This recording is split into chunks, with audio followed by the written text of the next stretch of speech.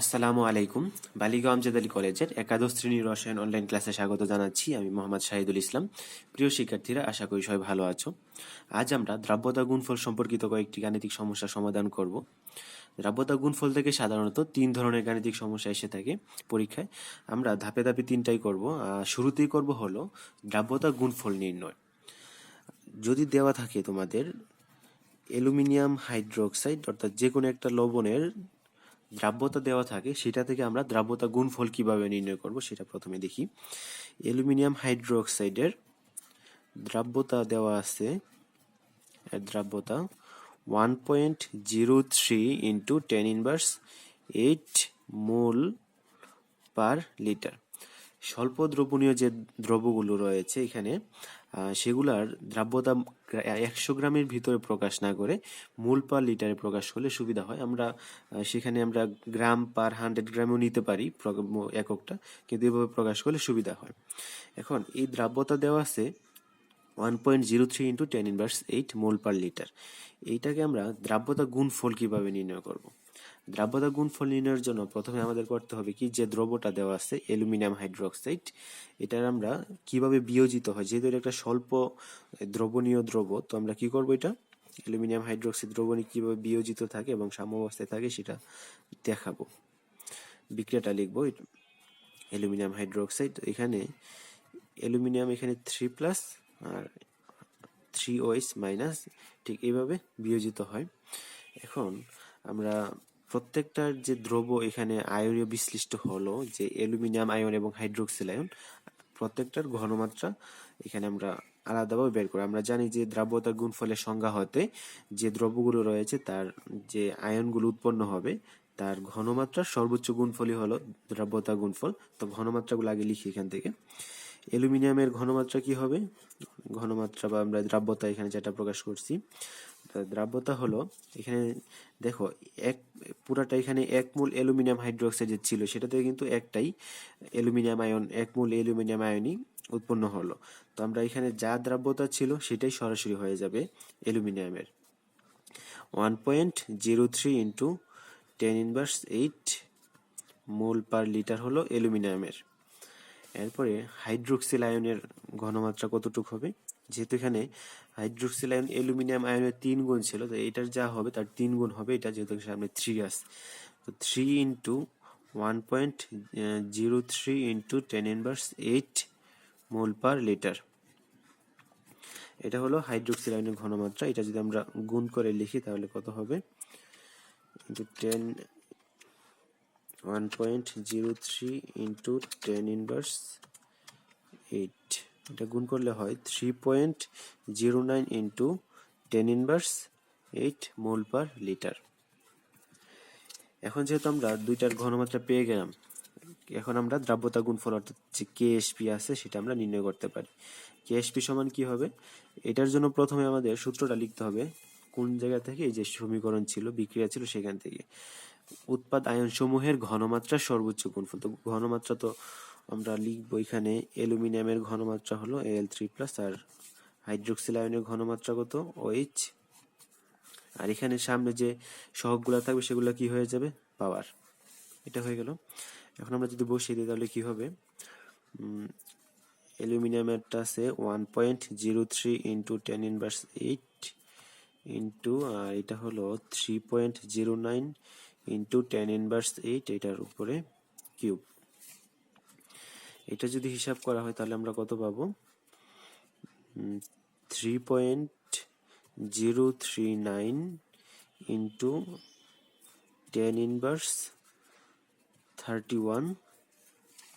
এটা যদি আমরা এখন এককটা নির্ণয় করতে যাই, এককটা হবে প্রত্যেকটা, এখানে এটার এককটা বসাতে হবে এবং এটার এককটা বসানোর পরে যা হয় টোটালটা সেটা আমরা লিখে দিতে পারি। যেমন এটার ক্ষেত্রে আমরা পাবো মোল টু দি পাওয়ার 4 আর লিটার ইনভার্স 4, এটা পেয়ে যাব। এটাই হলো আমাদের সুতরাং কেএসপি। আমরা এককের পাওয়ারগুলো আশা করি বুঝতে পারছি। এখানে যে মোল পার লিটার, এখানে মোল পার লিটার হবে, আবার এটার ভিতরে মোল পার লিটার কিউব করার পর পাওয়ারগুলো আমরা যে গুণের সম্পর্ক আছে সেটা হিসাব করার পর এটা mole to the power 4 litre inverse 4 পাবো। এ হলো আমরা যদি দ্রাব্যতা দেওয়া থাকে দ্রাব্যতা থেকে দ্রাব্যতা গুণফল নির্ণয়ের পদ্ধতি। এরপর এর উল্টাটাও থাকতে পারে যে দ্রাব্যতা গুণফল দেওয়া আছে, সেখান থেকে আমাদের দ্রাব্যতা বের করতে হবে। সেটা কিভাবে করতে হয় এখন আমরা দেখব।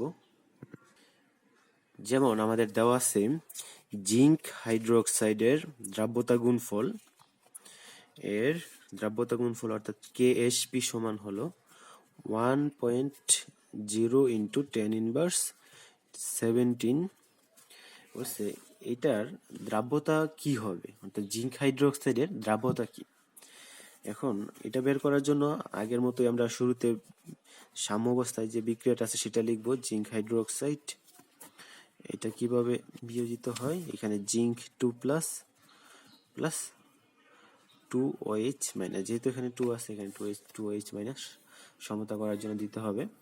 এখন আমরা এটা দ্রাব্যতা জানি না, দ্রাব্যতা গুণফল জানি।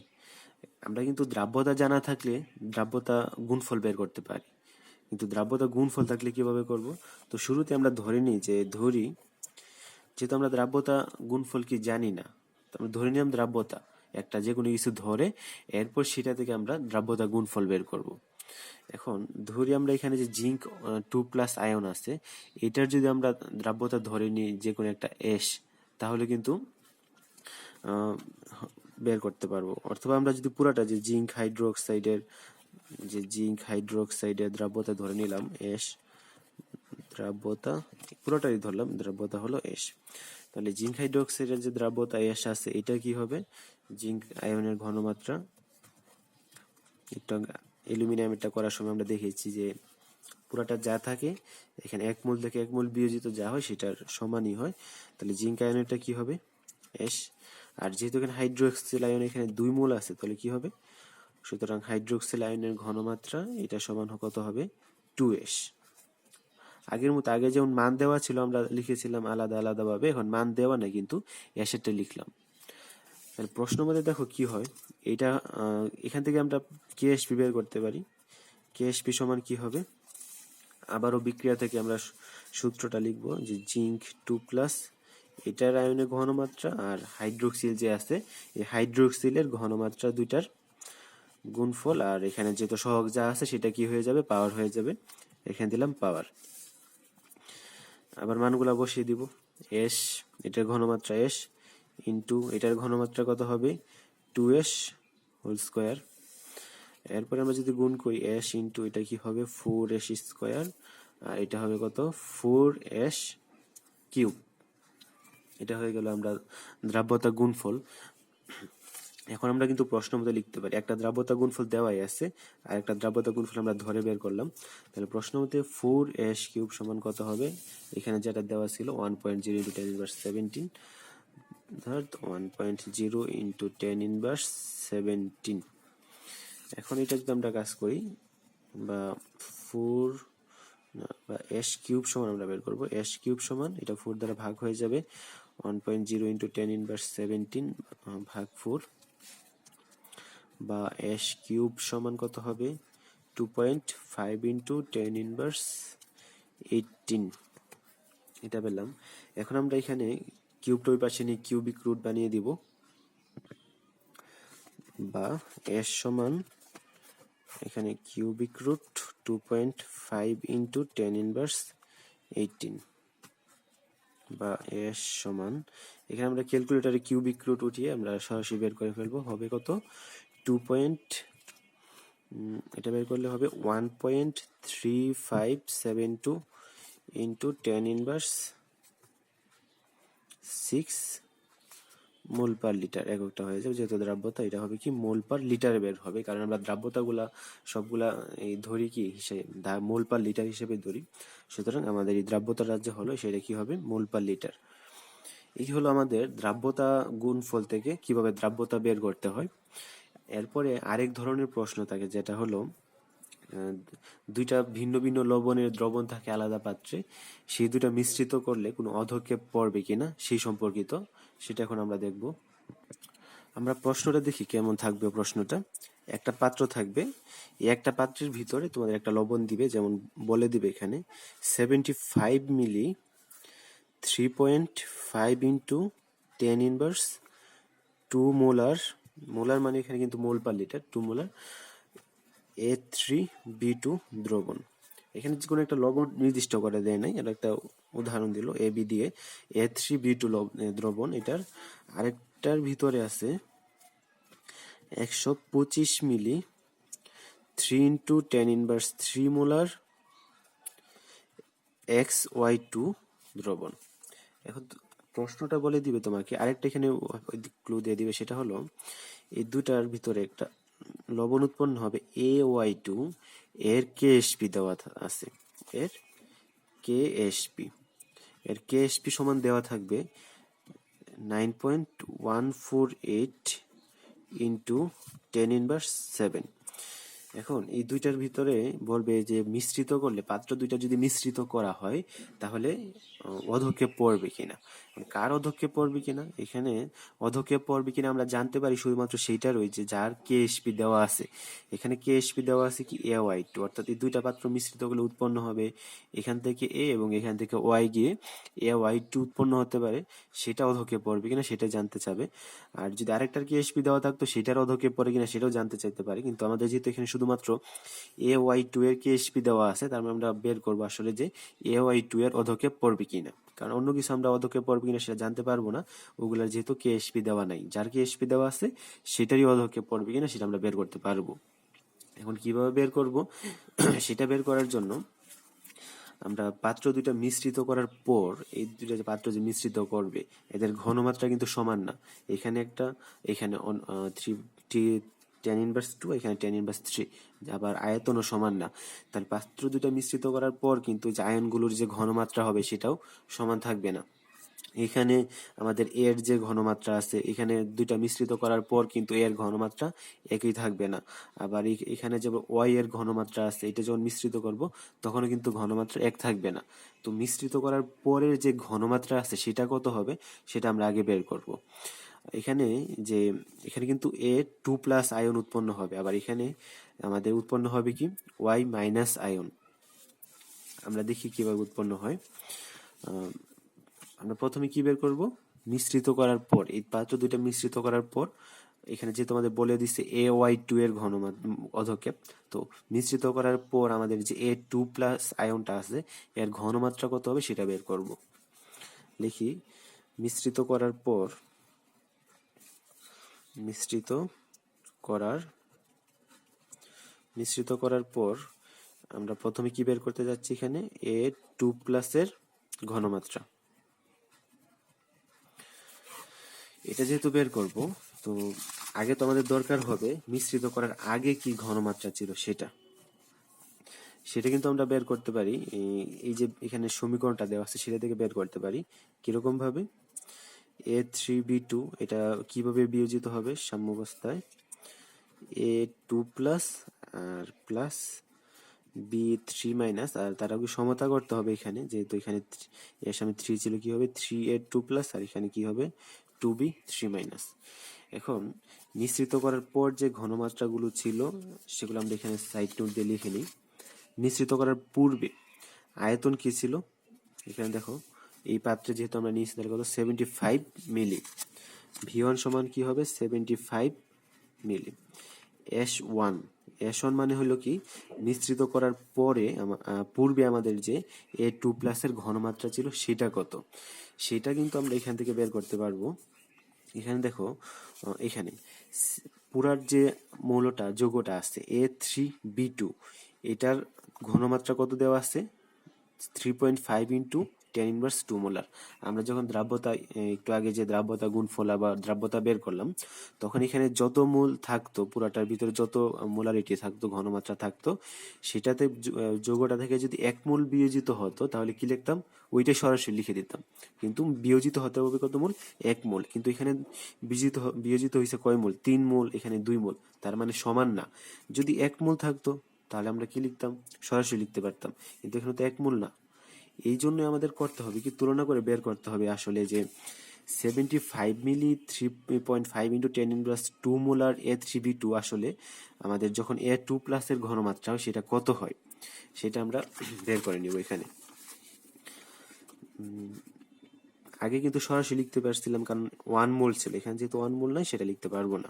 75 মিলি 3.5 ইন্টু 10^2 মোলার A3B2, এটা কতটুক সমতুল্য। এখানে আমরা মানে এখানে যে A2 প্লাস আয়ন উৎপন্ন হলো সেটা কতটুকের সমতুল্য সেটা আমরা বের করব।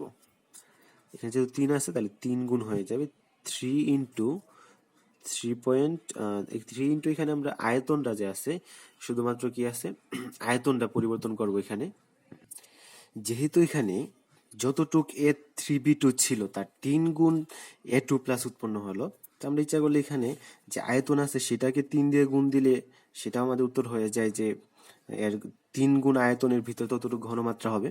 অথবা আমরা চাইলে করতে পারি কি, এখানে যে ঘনমাত্রা আছে আগের মতো আগের অঙ্কগুলো যেভাবে করেছি ঘনমাত্রাকেও 3 দিয়ে গুণ করতে পারি। ঘনমাত্রাকে 3 দিয়ে গুণ করলে কিন্তু আমাদের যে এই মিশ্রিত করার পর যে মিশ্রিত করার পর না, এখানে যে নর্মাল যে আয়তনটা আছে অর্থাৎ A2 প্লাসের যে ঘনমাত্রা আছে সেটাও বের হয়ে যাবে। তো যে কোনো একটা করলে করতে পারি আমরা। এখানে আয়তনটা দিয়ে গুণ করে দিই যে 3 ইন্টু 75 এত মিলি, আর আমাদের যে ঘনমাত্রা আছে 3.5 ইন্টু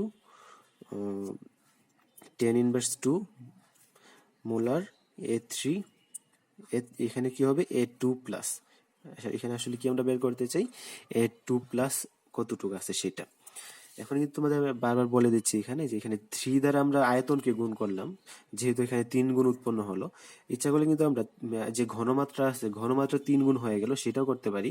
এখানে আয়তনটাকে তখন 75 থাকবে আর শুধুমাত্র কি হবে গুণ হবে যে 3 ইন্টু 3.5 10 ইন্টু 10^2 মোলার, এটা হবে। তো আমরা এখানে V1 যে ছিল এটাকে আমরা 3 দ্বারা গুণ করে দিই 3 ইন্টু 75 মিলি। আর S1 এখানে কত আছে 3.5 ইন্টু 10^2 মোলার। আর ইচ্ছা করলে কিন্তু আমরা এখানে 3 না দিয়ে এখানে 3 দিতে পারতাম।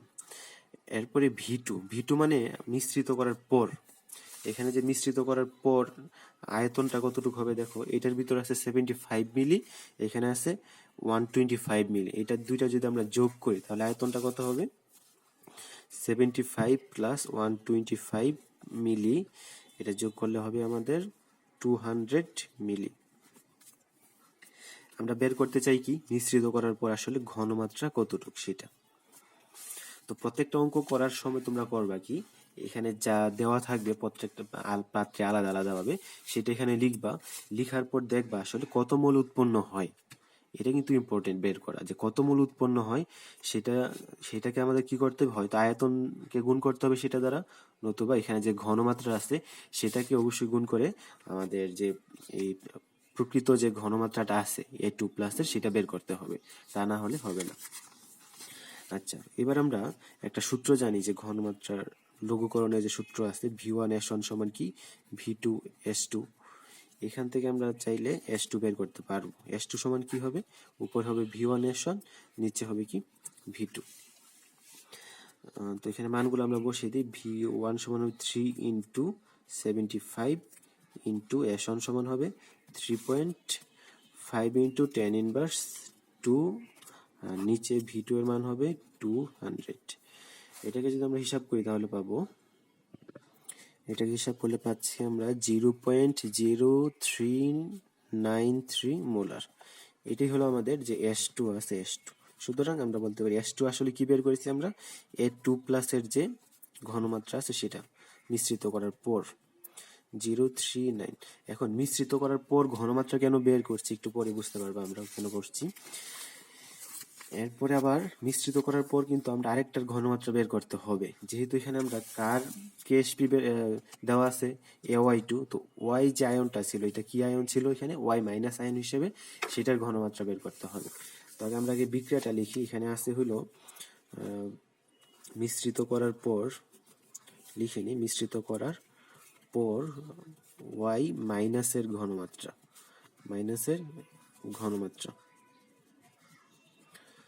যেহেতু আমরা XY2 এটা দেওয়া ছিল, এটার কিভাবে বিয়োজিত সেটা আগে লিখি। এখানে হবে X2 প্লাস 2Y মাইনাস। এখন এটার ঘনমাত্রা কতটুকু দেওয়া ছিল, এখানে দেখো 125 মিলি 3 ইন্টু 10^3 মোলার। এখান থেকে আমরা দেখতে পাচ্ছি যে এখান থেকে 2 মূল উৎপন্ন হয়, তো সরাসরি লেখা যাবে না আগের মতোই। তো আমরা কি করব, যা দেওয়া ছিল ওই যে 125 মিলি 3 ইন্টু 10 ইনভার্স 3 মোলার XY2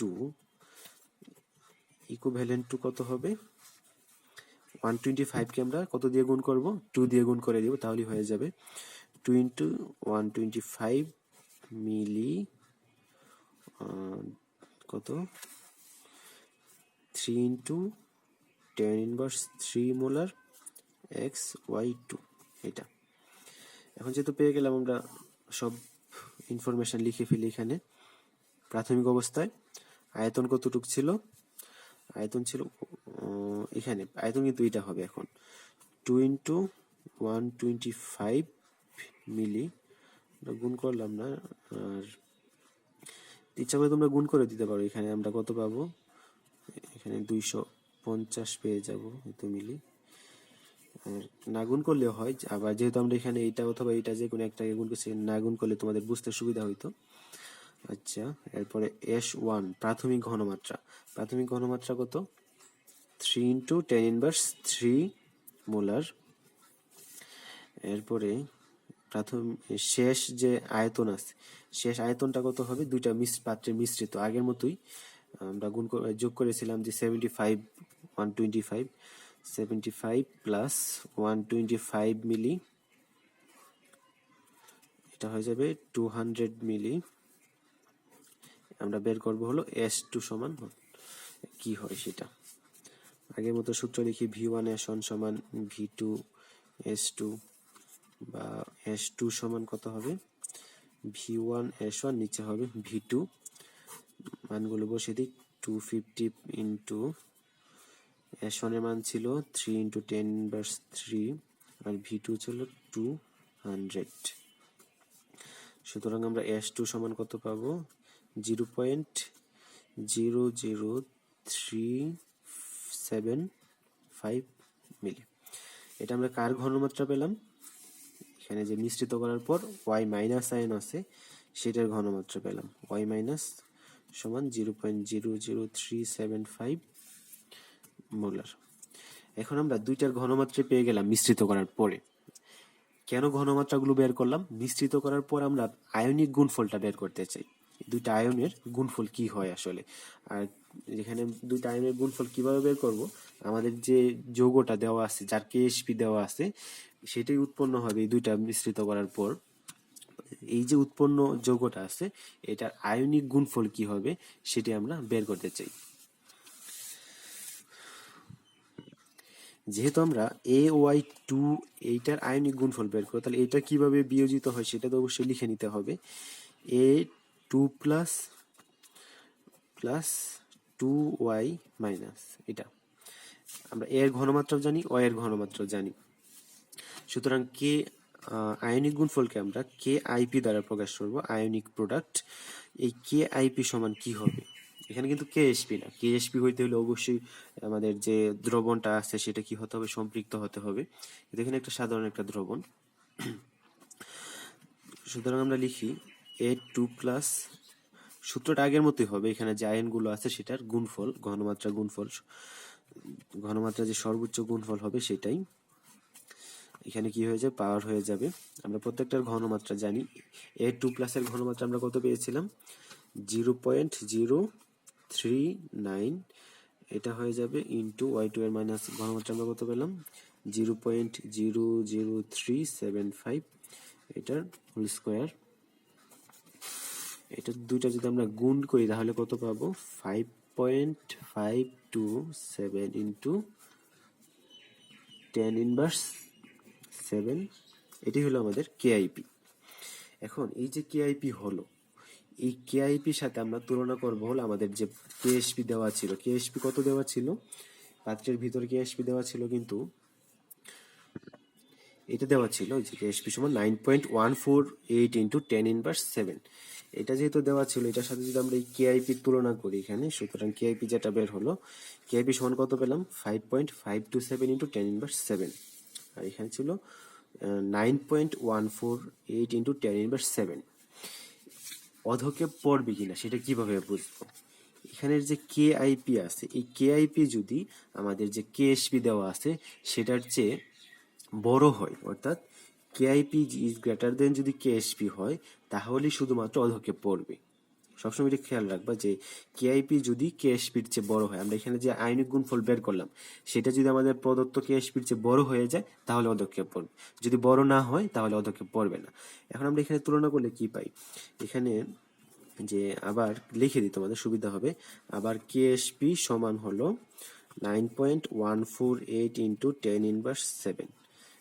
তাহলে এই দুইটার ভিতরে বড় কে, কেআইপি বড় নাকি কেএসপি বড়?